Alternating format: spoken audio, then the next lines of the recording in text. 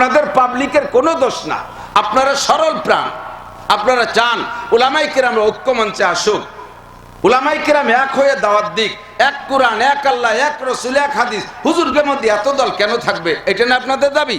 এ ব্যাপারে আপনারা সরল, আপনারা এক নম্বরে আছেন।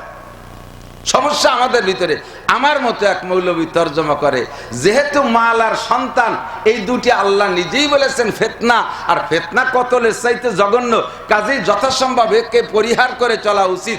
এই দৃষ্টিকোণ থেকে তৎকালীন প্রেসিডেন্ট আইয়ুব খান, পাকিস্তান, দুই পাকিস্তানের প্রেসিডেন্ট, মাশরিকি আর মাগরিবি পাকিস্তান কে president field marshal Ayub Khan, উনি পাকিস্তানের পার্লামেন্টে বসে সিদ্ধান্ত নিয়েছে মানব জাতি বেড়ে যাচ্ছে, মানুষ প্রোডাক্ট বেড়ে, কি বলে, প্রজনন বেড়ে যাচ্ছে, কাজেই এত মানুষ যদি আমার দুই পাকিস্তানে হয়, দুই পাকিস্তান মিলে ইন্ডিয়ার 4 ভাগের 1 ভাগ একটুক দেশের ভিতরে এইভাবে মানুষ পয়দা হতে থাকলে তো সুতি বস্তি জায়গা দিতে পারবো না, খাবার তো পরে। পণ্ডিতের মাথায় ঢোকছে কুবুদ্ধি। খাবারকে আইয়ুব খান দেয় না আল্লাহ দেয়? আপনারা সবাই বলেন, আমি একটু ধরাই দেবো ইনশাআল্লাহ। খাবার কে দেয়? ওয়াফিস সামাই রিজকুকুম ওয়া মা তুআদুন। আল্লাহ পাক বলেন আসমান থেকে রিজিক আসে, এবং কার জন্য আসে? ওমা মিন দাব্বাতিন ফিল আরদি ইল্লা আলাল্লাহি রিজকুহা। জমিনের উপরে যত প্রাণী, জমিনের নিচে যত প্রাণী, সকলকেই রিজিকের জিম্মাদারি কে নিয়েছেন? আইয়ুব খান চিন্তায় মরে গেছে, আল্লাহ যদি না খাওয়ায় তাহলে আমি কি এর বানি? উনি দায়িত্ব নেছে, পার্লামেন্টে বসে সিদ্ধান্ত নেছে বাতকণ্ঠ জন্ম নিয়ন্ত্রণ করতে মানুষ কুমাতি হবে। তো ওই জায়গায় বসে যখন আলোচনা একটা সিদ্ধান্তে যাবে ভাব, এর ভিতরে ওইখানকার ধর্মমন্ত্রী যিনি ছিলেন তিনি বললেন, এটা যদি কোরআন হাদিসের সাথে সাংঘর্ষিক হয় তাহলে মৌলবীরা আন্দোলন করবেন, মৌলবীকে আন্দোলনের সামনে টিকতে পারবেন না। যে ব্রিটিশ, এত বড় ব্রিটিশ মৌলবী আর মুসলমানকে আন্দোলনে পালাতে বাধ্য হয়েছে, আর তোমার মতো ফিল্ড মার্শাল তুমি পলানোর জায়গা খুঁজে পাবা না, আগে মৌলবীদের সাথে আলোচনা করে যে এটা জায়েজ কি না জায়েজ। কত মৌলবীর সাথে শুনবো? কয় না, সারা দুই পাকিস্তানে তো হাজার হাজার মৌলবী আছে, কয় মৌলবীর কাছে শুনে পারা যাবে? এবার তোমরা বলো যে দুই পাকিস্তান মিলে একজন মৌলবী বললে সব মৌলবী মানে নেয়, এইরকম মৌলবী কিনা? এরকম একটা মৌলবী বলো যার একার কাছ থেকে শুনলে সে যেটা বলবে দুই পাকিস্তানের মৌলবীর আর কথা বলবে না। তো ওই জায়গায় বসে ঘোষণা হয়েছে যে मशरकी पाकिस्तान के अंदर एक मौलवी है, उनका नाम मौलवी শামসুল হক ফরিদপুরি है। বলেন না সুবহানাল্লাহ। দুই পাকিস্তান মিলে একটা মৌলবী আছে মুজাহিদ আজম আল্লামা শামসুল হক ফরিদপুরি। উনি যদি ওই পূর্ব পাকিস্তানকে বলে দেয় পশ্চিম পাকিস্তান, মাঝে যত পাকিস্তান আছে সব পাকিস্তান আল্লাহর কাজ। তো চলো যাই। আইয়ুব খান নিজে আসছে, ঢাকায় আইসা লালবাগ ছিলেন সদর সাহেব, ওনাকে ডেকে নিয়ে বলছে, মৌলবী শামসুল হক मैं आपको बुलाया क्यों समझा? कह नहीं, আপনাকে কেন ডেকেছি বুঝলেন? কয় না জানি না। कह मैं बात कंट्रोल करना चाहता हूँ, আমি बात कंट्रोल করতে চাচ্ছি। बात कंट्रोल क्या चीज है? कि दुनिया के अंदर बच्चा बहुत ज्यादा पैदा हो जाता है, खास करके मेरे दो पाकिस्तान के अंदर प्रोडक्शन अच्छा है। আমাকে দুই পাকিস্তানে প্রোডাকশন খুব ভালো, 8টা 10টা 12টা 15টা এক এক মহিলা ছেলেমি হচ্ছে, এইভাবে যদি অতি চায় খাতি দেবো কোন জায়গার থেকে?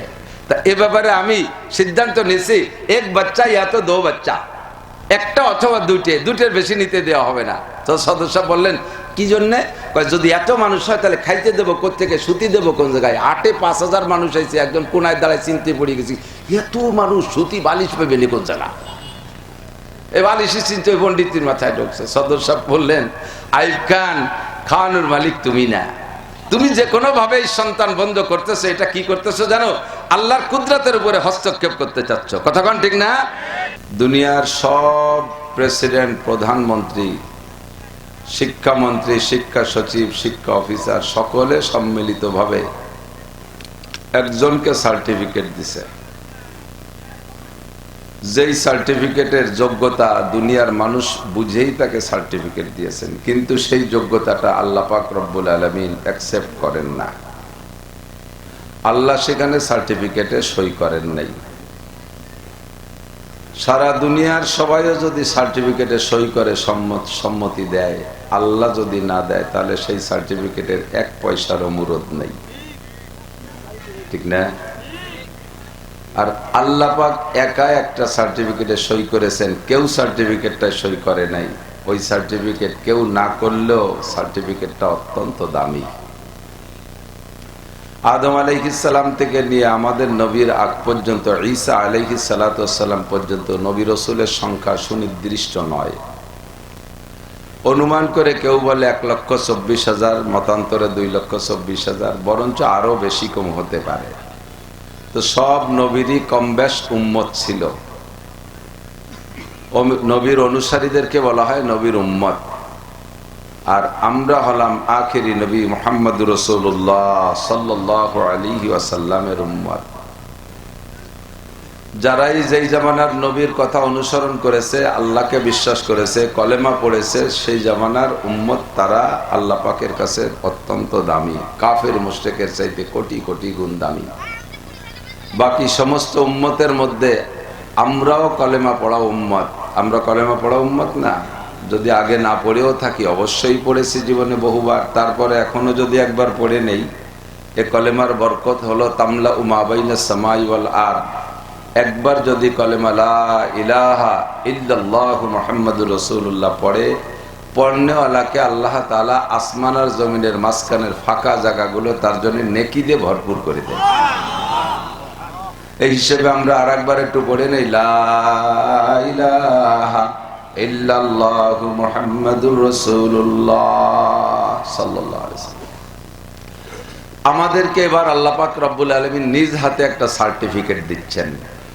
বলতে গিয়ে আমার খুশিতে নিজেরই হাসি লাগে যে আল্লাহ পাক আমাদেরকে নিজ হাতে সার্টিফিকেট দিচ্ছেন। কি বলে কোরআনে কারীমের ভিতরে, কুনতুম খায়রা উম্মাত, তোমরা দুনিয়ায় সবচেয়ে শ্রেষ্ঠ উম্মত। আরবিতে খায়ের আরবি শব্দ হলো ইসমে তাফজিল, অর্থাৎ যে বিষয়টা বলা হচ্ছে ওই বিষয়ের সর্বোচ্চ অর্থ বহনকারী শব্দ। খায়রা উম্মাত, গোটা উম্মতের ভিতরে তোমরা আখেরি নবীর উম্মত, সবচেয়ে শ্রেষ্ঠ উম্মত। বলেন আলহামদুলিল্লাহ। কিসের কারণে তোমরা সবচেয়ে শ্রেষ্ঠ? তা'মুরুনা বিল মারুফ ওয়া তানহাউনা আনিল মুনকার। আগের যত নবীরা চলে গেছেন, নবীদের জামানায় যারা উম্মত ছিলেন, কলেমা পড়া উম্মত, উম্মতের দায়িত্ব ছিল নবী যা বলবে ওটা শুনবে আর মানবে, আমল করবে। শুনবে, মানবে, আমল করবে। ওইটার দাওয়াতের দায়িত্ব উম্মতের ছিল না। তারা শুধু নবীদের কাছ থেকে শুনবে, মানবে, বুঝবে, আমল করবে। আর নবীদের দায়িত্ব ছিল সৎ কাজের আদেশ আর অসৎ কাজের নিষেধ। যখন আমাদের নবী দুনিয়ার থেকে বিদায় নিলেন, বিদায় নেওয়ার সময়, বিদায়ের আগে, বিদায় হজ আনুমানিক 3 মাস আগে, অথবা কেউ বলেন 50 দিন আগে। তো এই 3 মাস আগে হুজুর আলাইহিস সালাতু ওয়াস সালাম যে বিদায় হজ করেছেন, ওই বিদায় হজের সময় হুজুর বললেন, ফালইউবাল্লিগুশ শাহিদুল গায়েব, আমি আনা খাতামুন নবিয়্যিন, আমি শেষ নবী, লা নবিয়্যা বাদি, আমার পরে আর কোনো নবী আসবে না, নবীর দরকারও হবে না, আমি শেষ নবী। তবে দিনকে দুনিয়ায় ধরে রাখার জন্য দাওয়াত লাগবে, সৎ কাজের আদেশ আর অসৎ কাজের নিষেধ লাগবে। কাজে আজকে থেকে তোমাদেরকে আমি খেলাফতি দিলাম।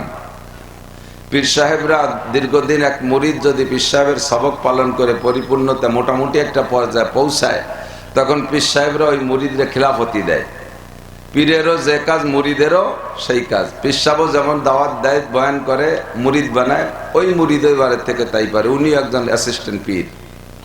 তো নবী আলাইহিস সালাতু ওয়াস সালাম বিদায় হজের সময় 1.5 লক্ষ সাহাবা সহ কিয়ামত পর্যন্ত আনেওয়ালা আপনারাও যারা আছেন এখানে, তারা ছিলেন না যদিও সেখানে, ইনডাইরেক্ট রোহানি ভাবে আমাদের আপনাদের সকলকে নবী পাক খেলাফতি দিয়েছেন। আমি যে কথাগুলো উম্মতের কাছে বলে গেলাম, তোমরা যারা এর থেকে আংশিকও জানবা, বাল্লিগু আন্নি ওয়ালাউ আয়া, আমার থেকে একটা আয়াত যদি জানো, বাল্লিগু, আর একজনের কাছে পৌঁছায় দাও, তাবলীগ করো, পৌঁছায় দাও। বাল্লিগু কি কাজ? নবী আলাইহিস সালাতু ওয়াস সালামের কাজ।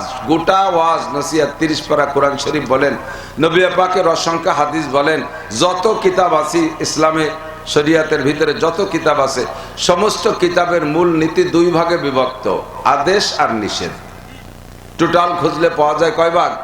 2 ভাগ, আদেশ আর নিষেধ। তা'মুরুনা বিল মারুফ ওয়া তানহাউনা আনিল মুনকার, সৎ কাজের আদেশ দিবা আর অসৎ কাজের নিষেধ করবা। সৎ কাজের আদেশের একটা সময় আছে, অসৎ কাজের নিষেধের একটা সময় আছে। বিভিন্ন সময় এগুলো করা যায়, তবে সবচাইতে উত্তম সময় কি? উদাহরণস্বরূপ বলতে সহজ হবে। খেয়াল করি, আমাদের দেশে যথেষ্ট গাছপালা লাগান আপনারা, বিশেষ করে কাঠের জন্য গাছ কিছু আছে, ফলজ গাছ কিছু আছে কাঠ গাছ। যে কাঠ গাছের থেকে শুধু কাঠই মাকসাদ, ফল উদ্দেশ্য না। যেমন সিরিজ, রেন্ডি, মেহগনি, লম্বু, এগুলো কাঠের গাছ না। এর থেকে কোনো ফল হয় নাকি? এদিক ফল হলিও তা খায় না। মেহগনিতে বেশ বড় বড় আতা ফলের মতো ফল হয়, কিন্তু তা খাওয়া যায় না। ধুমসা তিতিয়ে চালের পর পড়লে চাল ভেঙে ফেলায়। তো ফল হলেও খাওয়া যায় না। অনেক গাছে ফল হয়, কিন্তু ফলজ গাছ আলাদা। তো কাঠের গাছ যেটা লাগাইলেন, ধরে নেন একটা মেহগনি কাঠের গাছ, ছোট্ট একটু একটা চারা লাগাইছেন। এই চারাটা লাগানোর পরে ধীরে ধীরে বড় হয়েছে। চারাটা শুরুতে যেভাবে লাগাবেন সেভাবেই সে বড় হবে। তাকে সেভাবে পরিচর্যা করলে, যদি সোজা করে লাগান আর বাতাসে হেলে দুলে যাওয়ার ভয়তে যদি বাঁশখুঁটিতে ঠেকায় রাখেন আর সেভাবে সুন্দর করে পরিচর্যা করেন, তো সোজা হবে। 30 ফুট 40 ফুট পর্যন্ত দেখা যায় মেহগনি একটা লগ হয়। 30 বছর পরে এত মোটা হয়ে যায়, দেখতে কত সুন্দর লাগে। লাগানোর সময় যদি কোনো গাছরে বেঁকা করে লাগান, কাট করে একটু কুজলমি করে, আঞ্চলিক কিছু কুজলো আছে, বুড়ো কুজলো, গাছ লাগানোর সময় গাছের গোড়া নিজের বাড়ির এরিয়ার মধ্যে রাখে, আর পাশের বাড়ি এলাকার সাথে শত্রুতায় আছে, মাথাটা সেই দিক কাট করে দেয়। আস্তে আস্তে এরকম লোক তো আছে তো মাশাআল্লাহ, সব সমাজে আছে জাতীয় দিনদার মানুষ যথেষ্ট আছে। আবার নামাজও কম পড়ে না, তবলিগিও যায়, পীরের কাছেও মুরিদ, পাগড়িও বড় একটা তিনের খেতা দিয়ে পাগড়ি একটা বাঁধে, যুব্য একটা গায়ে দেয়, লেখাপড়া জানা ছাড়া ঠায় যেন বিখ্যাত মাওলানা আছে না এরকম। জিকিরও করে, মসজিদে যায়, সভাপতি, সেক্রেটারি, মসজিদের অনেক পদ পজিশন দখল করে। আবার ফাঁকে পয়সা দিয়ে হজ একটা উমরা একটা করে আইছে, আল হাজ লাগাইছে। আবার এই কুজলমির গুরু গাছ লাগানোর সময় গোড়া লাগায় নিজের এরিয়ায়, মাথা কাট করে দেয় পাশের বাড়ির দিক। ঠিক কাট অবস্থায় যদি পাশের বাড়ি যাই, এত বড় মোটা হয়ে তাদের উঠোন ভরে গাছটা একেবারে ডালপালায় ছড়াই গেছে। ওই বাড়ি এলাকা কয়, কাকা ডালগুলো একটু কাটিয়ে দেন, আমাকে উঠোনে তো ছায়া, ফসল টসল নিতে পারতেছি না। শীতকালে দিন বৃষ্টি বাদলে ছোট মোটো ফুলাপান আছে, খেতা কাপড় মোটে শুকোচ্ছেই না, একটু কাটিয়ে দেন। উনি প্রভাবশালী মুরব্বী, উনি বলে, এক ডালে কোপ দিবি তো ডেনা কেটে ফেলাই দেবো, হাত কেটে ফেলাই দেবো, জানিস গাছ কার। দুঃখের জ্বালায় তারা কয়, কাকা আর থাকতে পারলাম না আপনার নির্যাতনে, আমরা জায়গা বেঁচে যাবো, আবার আর এক জায়গা বেচতে গেলে আপনি প্রিয়মশন করবেন, তার সাথে জায়গাটা আপনি কেনেন। কয় যে 30 বছর আগে গাছ লাগাইছি তো সেই নিয়ত করেই, সুদূর পরিকল্পনায় গাছ লাগাইছি 30 বছর আগে, যে একদিন তো এই জমি আমার কাছে বেচতে বাধ্য হবে। জমি কিনে কাটিয়ে মোটামুটি সাইজ টাইজ করে এখন বুড়ো ওই জায়গায় বিল্ডিং একটা জড়ছে। গাছের যে সাইজ, লগ যে সুন্দর, মনে চাইতেছে আর 20 বছর থাকলে 2 লাখ টাকা বিক্রি হবে। গাছ কাটতে মনে চাচ্ছে না, বিল্ডিং জুড়িয়ে দিয়েছে, মেজারমেন্ট একটু গলত হয়ে গেছে, ছাদে বাঁধে গেছে বেহা গাছ। এখন গাছও কাটতে মনে চাইতেছে না, ছাদও দিতে হবে। উপায় কি? পুরো দিগেলের সবাইরে ডেকে নিয়েছে, আইসা দড়ি বান্ধে কাশি বান্ধে টানতেছে। আর চরমুনার পেশাব, ডোবরার পেশাব, আব্দুল গফফার সাহেব, আমাকে মতো মৌলবী জাক খানিক ডাইকে এনে নিচে জালাল খতমে লাগাই দিয়েছে। হুজুর আপনারা জালালি খতম পড়েন, আমরা টানতে থাই, ঠেলতে থাই। হবে সোজা? কথাক্ষণ সোজা হবে? তো এই গাছ সোজা হবে না, তোমরা বেঁকা হয়ে যাবা ঠেলতে ঠেলতে, ঠিক না? তো সামাজিক ভাবে মানব চরিত্র এরকমই, সৎ কাজের আদেশ আর অসৎ কাজের নিষেধের একটা সময় আছে। গাছটা যদি লাগানোর সময় সোজা করে লাগাইতে, আজকে 30 বছর পরে ঠেলা লাগতো না।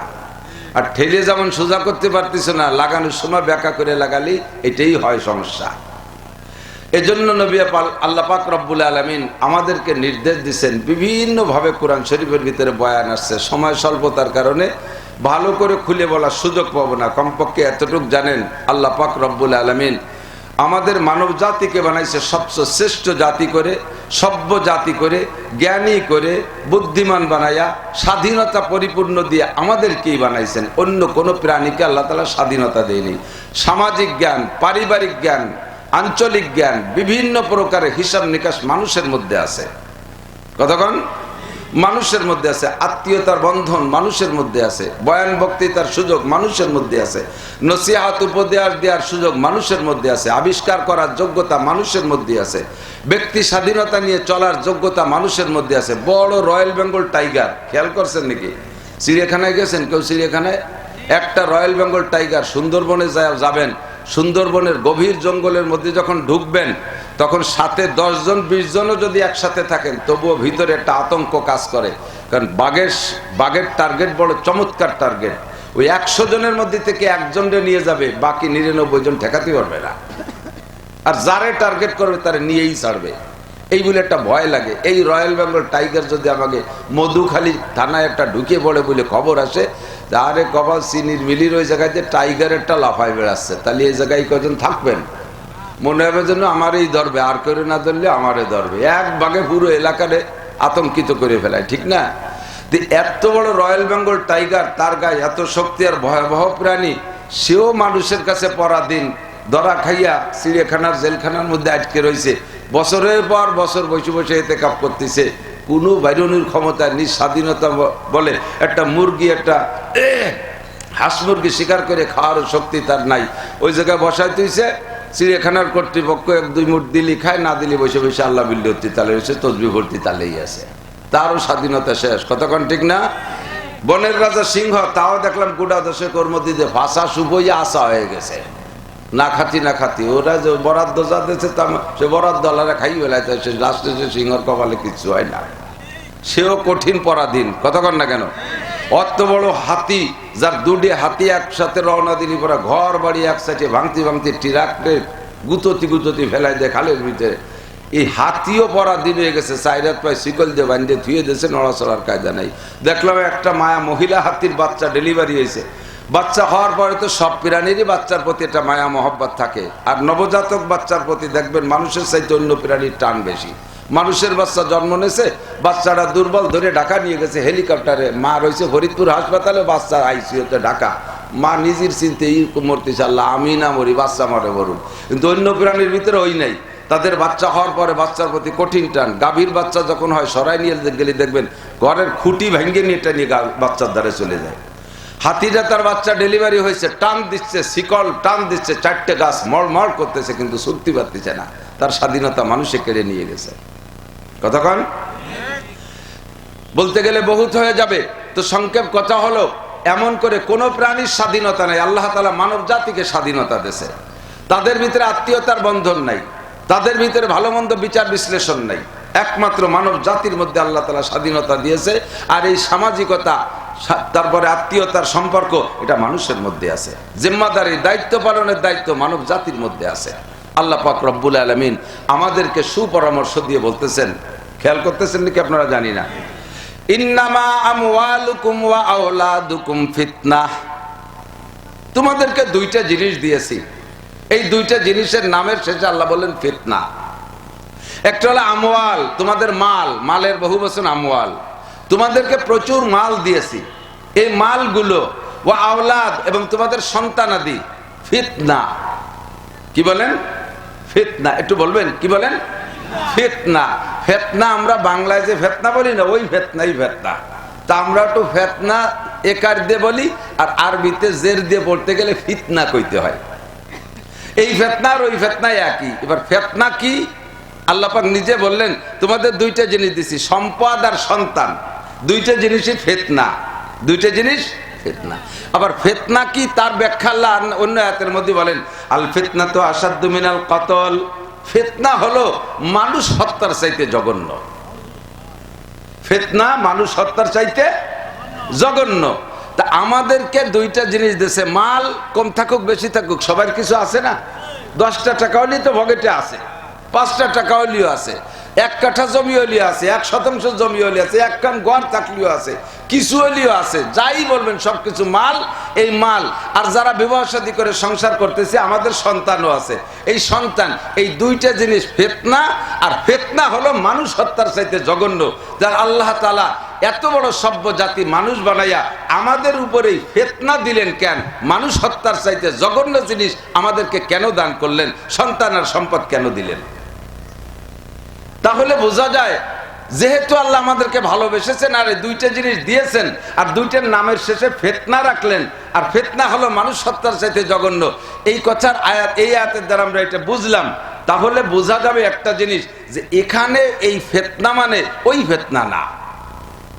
একই শব্দের বিভিন্ন সময় বিভিন্ন রকম তর্জমা হয়, একই শব্দের দিক পার্থক্যের কারণে তর্জমা পাল্টে যায়। যেমন খেয়াল করেন, আমি বাড়ি গেলে আমি বাড়ি যাওয়ার সাথে সাথে আমার ছোট মেয়েটা আব্বু করে ডাক দেয়। আমার ছোট মেয়ে আমার আব্বু করে ডাক দেয়। আর আমার একটা নাতি ছেলে আছে, ছেলের একটা ছেলে আছে, সে আমার দাদা করে ডাক দেয়।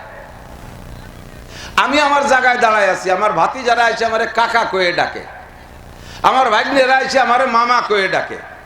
তা আমি যেদিকে রোগ নেই সেদিক থেকে ভিন্ন ডাক পাই, কিন্তু ব্যক্তি আমি একা। কতক্ষণ ব্যক্তি আমি একা। যখন বাতি যারা ডাকে তখন আমি চাচা হয়ে যাই, যখন আমার নাতি ডাকে তখন আমি দাদা হয়ে যাই, যখন আমার ছেলে মেয়েরা ডাকে আমি আব্বু হয়ে যাই, আমার মা আমার নাম ধরে ডাকে, নাসির করে ডাকে।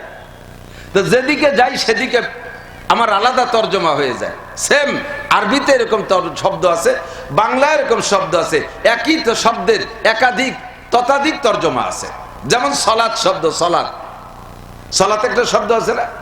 এই সলাৎ যদি বলি সাল্লাল্লাহ, আল্লাহ তাআলা সলাৎ করে, এই সলাৎ সাল্লাহ, সাল্লাল্লাহ আল্লাহ তাআলা সলাৎ করে, তখন সলাতের মানে হবে আল্লাহ রহমত নাজিল করে।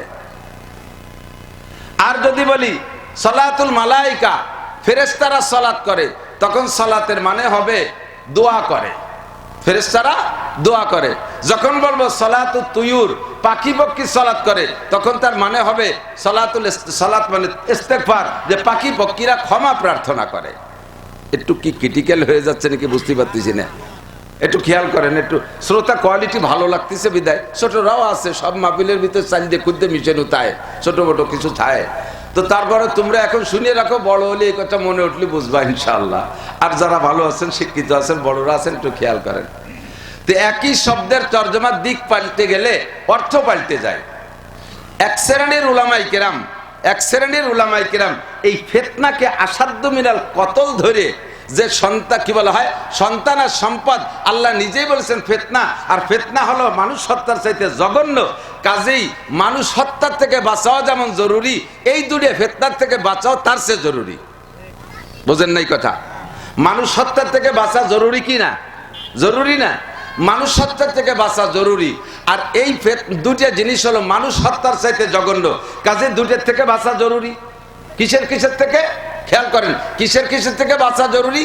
মালের থেকে আর সন্তানের থেকে, মালের থেকে আর সন্তানের থেকে। এই আয়াতকে দলিল বানাইয়া আমাদের মৌলবীরা, আপনাদের পাবলিকে কোনো দোষ দেব না, আপনাদের পাবলিকের কোনো দোষ না, আপনারা সরল প্রাণ, আপনারা চান উলামায়ে কেরাম ঐক্যমঞ্চে আসুক, উলামায়ে কেরাম এক হয়ে দাওয়াত দিক, এক কোরআন, এক আল্লাহ, এক রাসূল, এক হাদিস। হুজুরদের মধ্যে এত দল কেন থাকবে? এটা না আপনাদের দাবি? এ ব্যাপারে আপনারা সরল, আপনারা এক নম্বরে আছেন। সমস্যা আমাদের ভিতরে। আমার মতো এক মৌলবী তর্জমা করে, যেহেতু মাল আর সন্তান এই দুটি আল্লাহ নিজেই বলেছেন ফিতনা, আর ফিতনা কতলের চাইতে জঘন্য, কাজেই যথাসম্ভব একে পরিহার করে চলা উচিত। এই দৃষ্টিকোণ থেকে তৎকালীন প্রেসিডেন্ট আইয়ুব খান, পাকিস্তান, দুই পাকিস্তানের প্রেসিডেন্ট, মাশরিকি আর মাগরিবি পাকিস্তান কে president field marshal Ayub Khan, উনি পাকিস্তানের পার্লামেন্টে বসে সিদ্ধান্ত নিয়েছে মানব জাতি বেড়ে যাচ্ছে, মানুষ প্রোডাক্ট বেড়ে কি বলে প্রজনন বেড়ে যাচ্ছে, কাজেই এত মানুষ যদি আমার দুই পাকিস্তানে হয়, দুই পাকিস্তান মিলে ইন্ডিয়ার 4 ভাগের 1 ভাগ, এর টুক দেশের ভিতরে এইভাবে মানুষ পয়দা হতে থাকলে তো সুতি বস্তি জায়গা দিতে পারবো না, খাবার তো পরে। পণ্ডিতের মাথায় ঢোকছে কুবুদ্ধি। খাবার কে আইয়ুব খান দেয় না আল্লাহ দেয়? আপনারা সবাই বলেন, আমি একটু ধরাই দেবো ইনশাআল্লাহ। খাবার কে দেয়? ওয়াফিস সামাই রিজকুকুম ওয়া মা তুআদুন। আল্লাহ পাক বলেন আসমান থেকে রিজিক আসে, এবং কার জন্য আসে? ওমা মিন দাব্বাতিন ফিল আরদি ইল্লা আলাল্লাহি রিজকুহা। জমিনের উপরে যত প্রাণী, জমিনের নিচে যত প্রাণী, সকলকেই রিজিকের জিম্মাদারি কে নিয়েছেন? আইয়ুব খান চিন্তায় মরে গেছে, আল্লাহ যদি না খাওয়ায় তাহলে আমি কি এর বানি? উনি দায়িত্ব নেছে, পার্লামেন্টে বসে সিদ্ধান্ত নেছে বাতকণ্ঠ জন্ম নিয়ন্ত্রণ করতে, মানুষ কুমাতি হবে। তো ওই জায়গায় বসে যখন আলোচনা একটা সিদ্ধান্তে যাবে ভাব, এর ভিতরে ওইখানকার ধর্মমন্ত্রী যিনি ছিলেন তিনি বললেন, এটা যদি কোরআন হাদিসের সাথে সাংঘর্ষিক হয় তাহলে মৌলবীরা আন্দোলন করবেন, মৌলবীকে আন্দোলনের সামনে টিকতে পারবেন না। যে ব্রিটিশ, এত বড় ব্রিটিশ মৌলবী আর মুসলমানকে আন্দোলনে পালাতে বাধ্য হয়েছে, আর তোমার মতো ফিল্ড মার্শাল তুমি পলানোর জায়গা খুঁজে পাবা না, আগে মৌলবীদের সাথে আলোচনা করে যে এটা জায়েজ কি না জায়েজ। কত মৌলবীর সাথে শুনবো? কয় না, সারা দুই পাকিস্তানে তো হাজার হাজার মৌলবী আছে, কয় মৌলবীর কাছে শুনে পারা যাবে? এবার তোমরা বলো যে দুই পাকিস্তান মিলে একজন মৌলবী বললে সব মৌলবী মানে নেয়, এইরকম মৌলবী কিনা? এরকম একটা মৌলবী বলো যার একার কাছ থেকে শুনলে সে যেটা বলবে দুই পাকিস্তানের মৌলবীর আর কথা বলবে না। তো ওই জায়গায় বসে ঘোষণা হয়েছে যে मशरकी पाकिस्तान के अंदर एक मौलवी है, उनका नाम मौलवी शामसुल हक फरीदपुरी है। বলেন না সুবহানাল্লাহ। দুই পাকিস্তান মিলে একটা মৌলবী আছে মুজাহিদ আজম আল্লামা শামসুল হক ফরিদপুরি। উনি যদি ওই পূর্ব পাকিস্তানতে বলে দেয় পশ্চিম পাকিস্তান, মাঝে যত পাকিস্তান আছে সব পাকিস্তান আল্লাহর কাজ। তো চলো যাই। আইব খান নিজে আসছে ঢাকায় আইসা, লালবাগ ছিলেন সদর সাহেব, ওনাকে ডেকে নিয়ে বলছে মৌলবী শামসুল হক मैं आपको बुलाया क्यों समझा? कह नहीं, আপনাকে কেন ডেকেছি বুঝলেন? কয় না জানি না। कह मैं बात कंट्रोल करना चाहता हूँ, আমি बात कंट्रोल करते चाहती। बात कंट्रोल क्या चीज है? कि दुनिया के अंदर बच्चा बहुत ज्यादा पैदा हो जाता है, खास करके मेरे दो पाकिस्तान के अंदर प्रोटेक्शन अच्छा है। আমাকে দুই পাকিস্তানের প্রোটেকশন খুব ভালো, 8টা 10টা 12টা 15টা এক এক মহিলা ছেলেমি হচ্ছে। এইভাবে যদি হতে চায় খাতি দেবো কোন জায়গার থেকে? তা এ ব্যাপারে আমি সিদ্ধান্ত নিয়েছি এক বাচ্চা ইয়া তো দো বাচ্চা, একটা অথবা দুটের বেশি নিতে দেওয়া হবে না। তো সদস্য বললেন কি জন্যে? যদি এত মানুষ হয় তাহলে খাইতে দেবো কোথেকে, সুতি দেবো কোন জায়গায়? 8-এ 5000 মানুষ হয়েছে, একজন কোনায় দাঁড়ায় চিনতে পড়ে গেছি, এত মানুষ সুতি বালিশ পেবে নি কোন জায়গা? এই বালিশি চিনতে পণ্ডিতের মাথায় ঢুকছে। সদস্য বললেন আইব খান, খাওয়ানোর মালিক তুমি না, তুমি যে কোনো ভাবে সন্তান বন্ধ করতেছো, এটা কি করতেছো জানো? আল্লাহর কুদরতের উপরে হস্তক্ষেপ করতে চাচ্ছ। কথা কোন ঠিক না?